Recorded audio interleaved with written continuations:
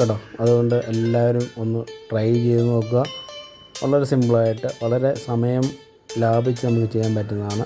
ബാക്കി അണ്ണം പറഞ്ഞുതരും.